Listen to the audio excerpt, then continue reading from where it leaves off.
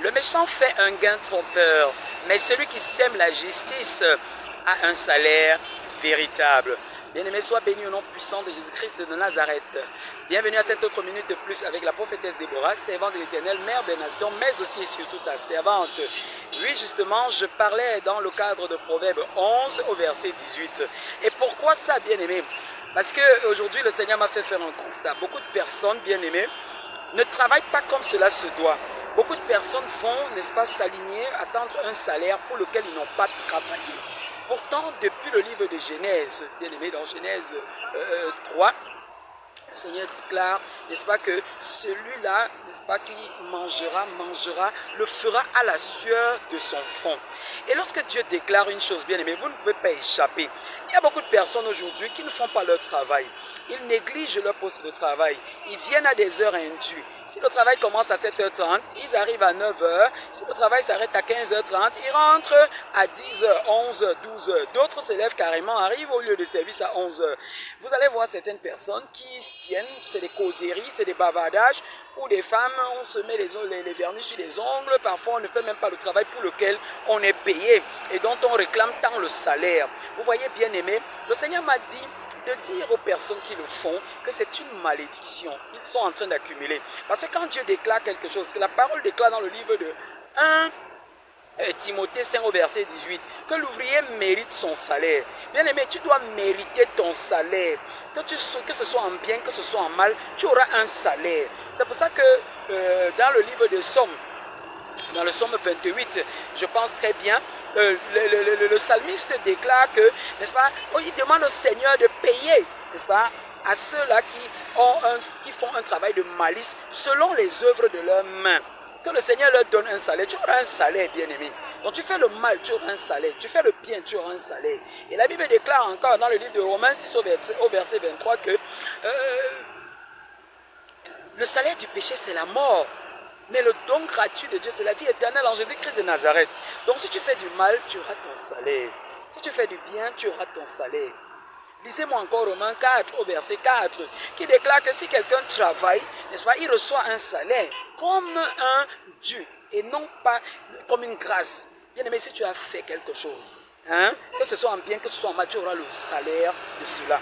Et le Seigneur me dit de venir dire à beaucoup de personnes, pourquoi lorsque vous finissez de travailler, vous allez en retraite, après, vous vous rendez compte, c'est maladie sur maladie, c'est problème sur problème. Vous commencez à avoir des problèmes par-ci, par-là. Mais c'est pourquoi? Parce que vous ne travaillez pas. Vous ne méritez pas le salaire. Vous partez, vous touchez un argent. Ça veut dire que vous volez vos concitoyens. Vous volez votre nation. Vous volez l'État.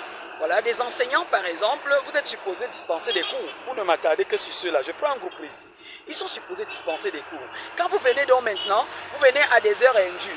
Le cours est supposé commencer à 8h. Vous arrivez à 8h30. Le cours doit s'arrêter à 9h.